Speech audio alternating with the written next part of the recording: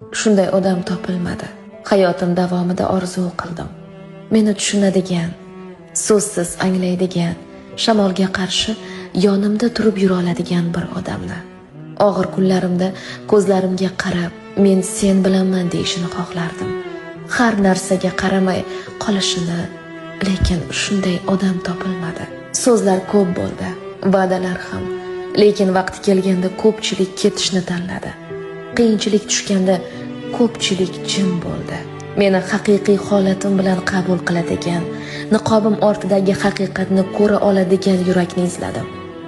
Ammo yuraklar yoki yopiq edi, yoki yuzakilik bilan to'la edi. Men suyangan bo'lishim mumkin bo'lgan yelka qidirgandim. Lekin u yelkalar ko'pincha faqat quvonchda yaqin edi. Sadoqat haqida ko'p eshitdim, lekin uni amalda kam ko'rdim. Shunday odam topilmadi. Balki yo'qdir ham. Yoki balki topilishi uchun avvalo men o'sha odamga aylanmog'im kerakdir.